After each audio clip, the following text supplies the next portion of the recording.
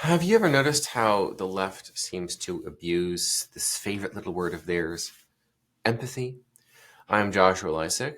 This is Daily Persuasion. I am the New York Times bestselling author and co-author, a ghostwriter of 100 books now, and a certified hypnotist. Through this unique lens of experiences, I teach you how to better influence the VIPs of your life and your career. Okay, so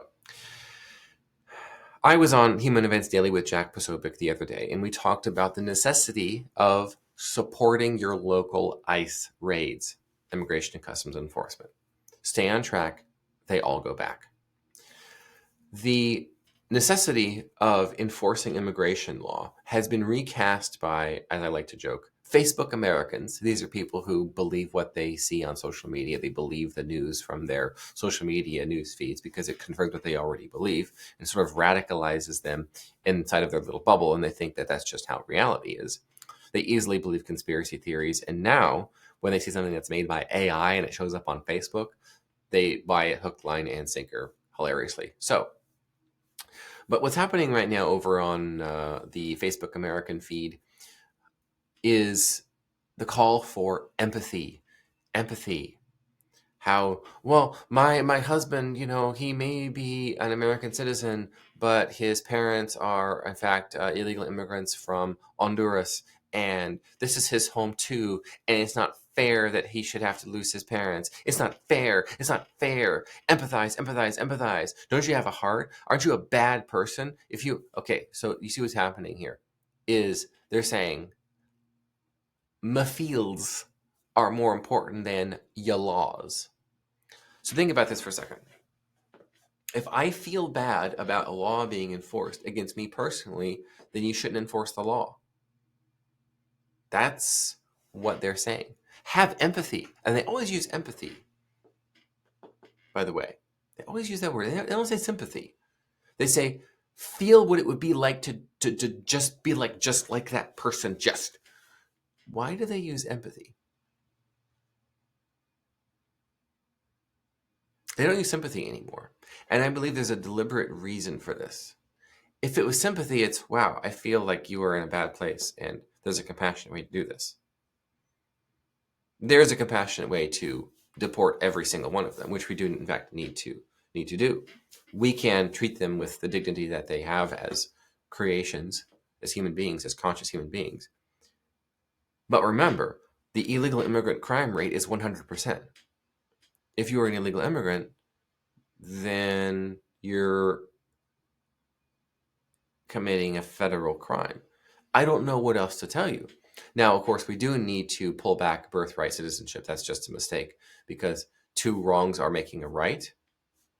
Literally, with birthright citizenship, the anchor baby phenomenon.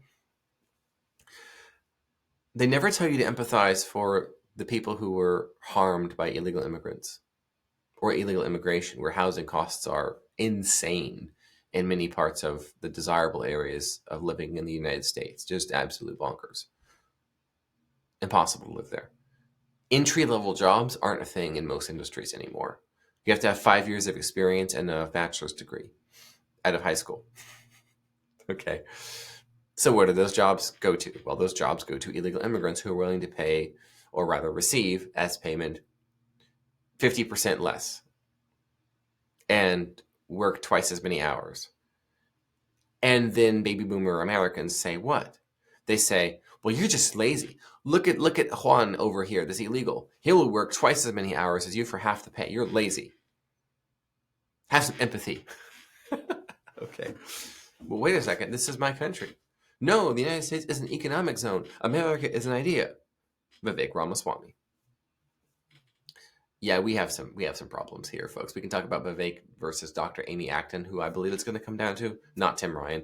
I believe it's going to be Dr. Amy Acton in the Ohio governor contest of 2026 versus Vivek Ramaswamy. I don't think Jim Tressel is going to make it. He has too many alleged scams and spams coming after him from his closet there, that those skeletons will chase him out of the potential running. That said, Dr. Amy Acton, whom I like to call Dr. Amy Lockdown, would be a real problem.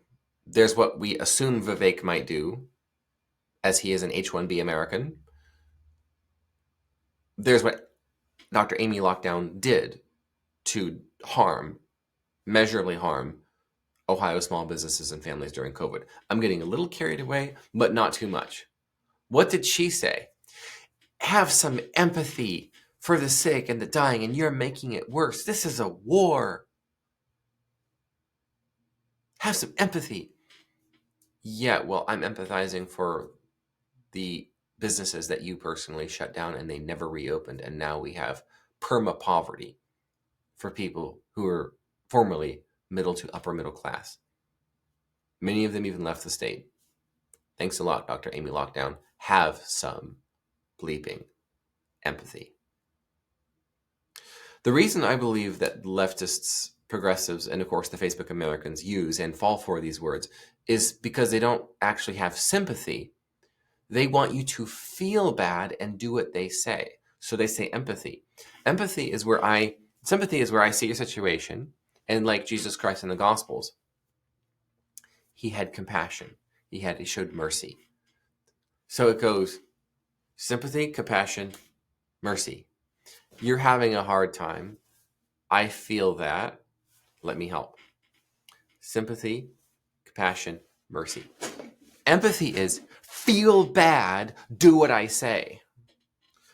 Empathy is where I know exactly what it's like. Do you? Do you know exactly what it's like, Facebook American named Jill? Do you know exactly what it's like? How about do you know exactly what it's like to lose your child to an illegal alien who is let out by a Soros-funded prosecutor?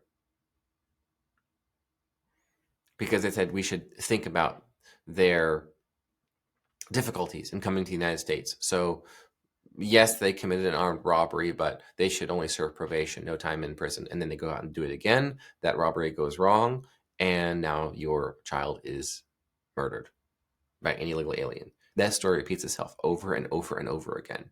That was the anarcho-tyranny of the far left that rules many cities and formerly had the presidency. Fortunately, that has been taken from them.